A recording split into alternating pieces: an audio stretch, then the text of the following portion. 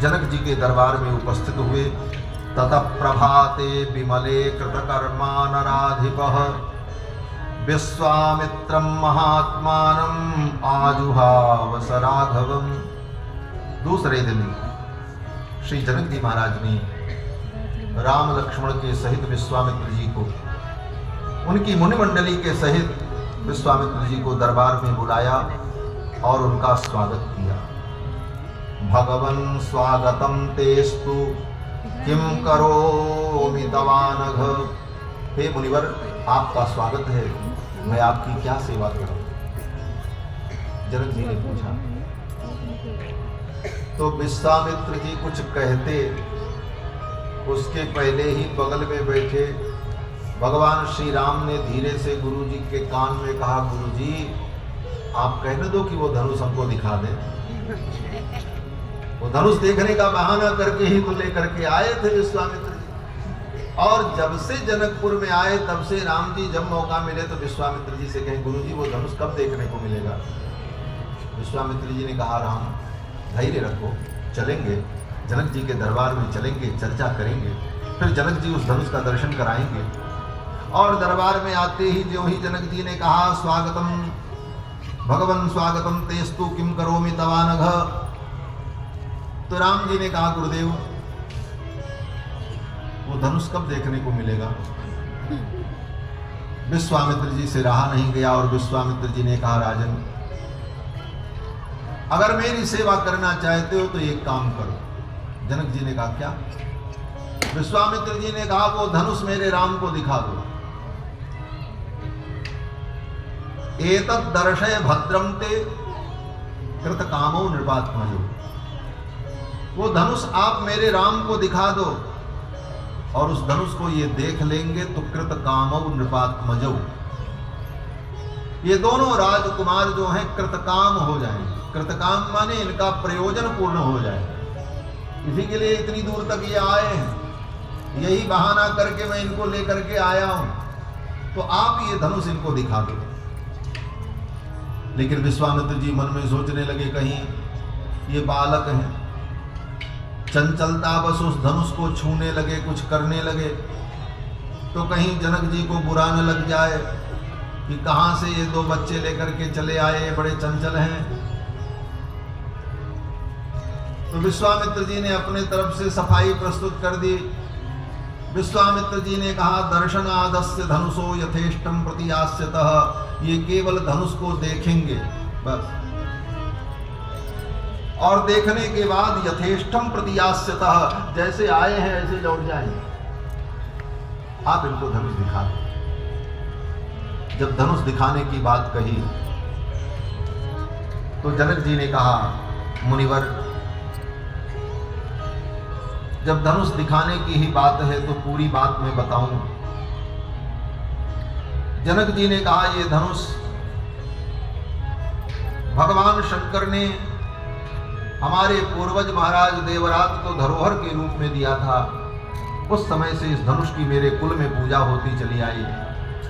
मेरी एक अयोनिजा कन्या है जिसका नाम सीता है। उसकी विलक्षणता को देखकर मैंने प्रतिज्ञा की कि जो व्यक्ति इस धनुष पर प्रत्यंचा चढ़ा देगा उसके साथ मैं अपनी बेटी का विवाह करूंगा। और बड़े बड़े वीर आए लेकिन कोई उस धनुष पर प्रत्यंचा नहीं चढ़ा सका, उसका आरोपण नहीं कर सका। एक बार तो सभी राजाओं ने मिलकर के योजना बना ली, जनक के राज्य पर आक्रमण कर दो और सीता को छीन लो। और सभी राजाओं ने मिलकर के मेरे नगर पर आक्रमण कर दिया। मेरी संपूर्ण सेना मारी गई। ततः संवत्सरे पूर्णे क्षयं यातानि सर्वशः। 1 वर्ष तक युद्ध चलता रहा, संपूर्ण सेना हमारी विनष्ट हो गई। फिर हमने देवताओं की आराधना, देवता प्रसन्न हुए और देवताओं ने मुझे अजेय सेना प्रदान की। फिर उस अजेय सेना के द्वारा उन विरोधियों का शमन हुआ। उसके बाद से आज तक कोई राजा मेरे नगर की ओर आंख उठा करके नहीं देख सका। परंतु हे गुरुवर, मेरी बेटी का विवाह अभी तक नहीं हुआ। ये मेरी प्रतिज्ञा है कि जो इस धनुष पर प्रत्यंचा चढ़ा देगा उस वीर के साथ मैं अपनी बेटी का विवाह करूंगा। गुरुदेव, अगर ये राम इस धनुष पर प्रत्यंचा चढ़ा दें तो मैं अपनी बेटी सीता का इनके साथ विवाह कर दूंगा। जनक जी ने प्रस्ताव रख दिया, बात बात में ही, अभी चर्चा ही हो रही थी, तब तक जनक जी ने कह दिया कि यज्ञस्य धनुषो रामः, यदि इस धनुष पर राम प्रत्यंचा चढ़ा देंगे, कुर्याद आरोपणम मुनि सुताम अयोनिजाम सीताम दद्याम दासरथेरहम, मैं अपनी अयोनिजा कन्या सीता का इन्हें दान कर दूंगा, ये मेरी प्रतिज्ञा है। जनक जी ने जब इस प्रकार कहा तो जनकस्य वचः श्रुत्वा विश्वामित्रो महामुनि, जनक जी के वचन को सुनकर के विश्वामित्र जी ने कहा, हे राजन, वो धनुष मेरे राम को दिखाओ। धनुर्दर्शय रामाय इति होवाच पार्थिवम, विश्वामित्र जी ने कहा वो धनुष मेरे राम को दिखाओ। अब तो जनक जी का आदेश हुआ, सेवक लोग गए धनुष को लाने के लिए। 5000 बड़े बड़े पहलवान वीर,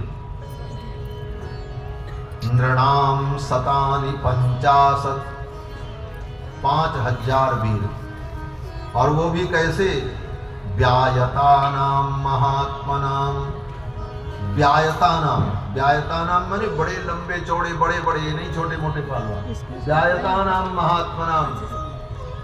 5000 बड़े बड़े वीर गए और उस धनुष को लेकर के सभा के मध्य में आए। उठा के नहीं लाए, उठाना तो असंभव था, तब कैसे लेकर के आए? वो धनुष एक पेटी में रखा हुआ, लकड़ी की बनी हुई बहुत बड़ी मंजूषा थी, उसी मंजूषा में वो धनुष रखा था, और उस मंजूषा में 8 बड़े बड़े चक्के लगे हुए थे, जैसे ट्रक में बड़े बड़े चक्के लगे रहे, उसी प्रकार उस मंजूषा में 8 बड़े बड़े चक्के लगे थे। मंजूषाम अष्टचक्राम, 8 पहिए वाली उस मंजूषा में धनुष रखा था।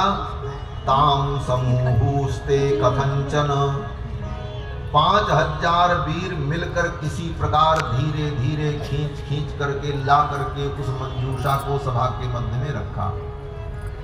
उठा करके लाना तो असंभव था, वो तो मंजूषा में था, इसलिए उसको खींच करके किसी प्रकार लेकर के आए। समूहुस्ते कथंचन, महर्षि वाल्मीकि कहते हैं बड़ी मुश्किल से बड़ी मशक्कत से उस धनुष को ला करके सभा के मध्य में रखा।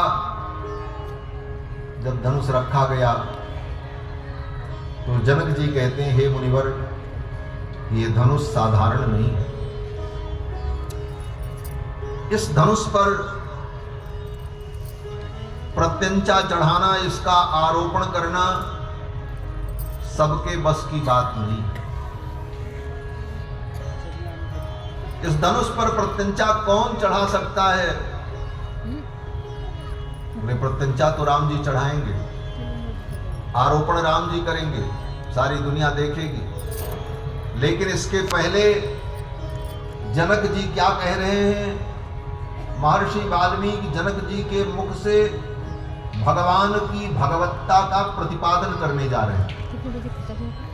श्रीमद् वाल्मीकि रामायण में सांकेतिक रूप से भगवान की भगवत्ता का वर्णन पग पग पर होता है। अब यहाँ पर जनक जी कहते हैं, मुनिवर, ये जो धनुष है, नैतत् सुरगणा सर्वे, देवता भी इस धनुष पर प्रत्यंचा नहीं चढ़ा सकते।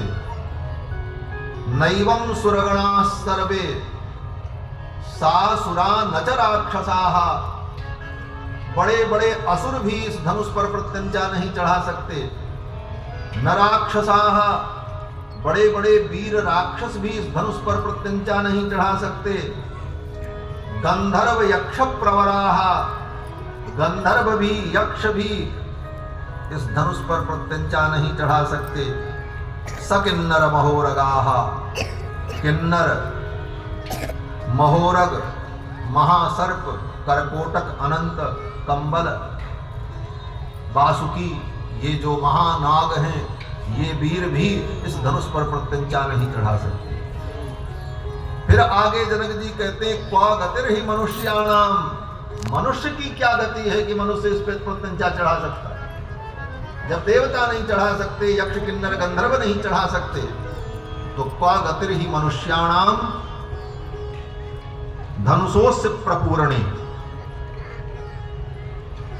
मनुष्य की क्या गति है कि मनुष्य इस पर प्रत्यंचा चढ़ा दे और इसे इसका आरोपण कर सके। ऐसा ये विलक्षण धनुष है।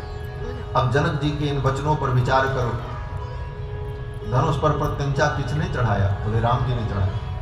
आरोपण किसने किया? बोले राम जी ने। और राम जी ने आरोपण ही नहीं किया, प्रत्यंचा ही नहीं चढ़ाया, अपितु धनुष को तोड़ दिया। प्रत्यंचा चढ़ाने के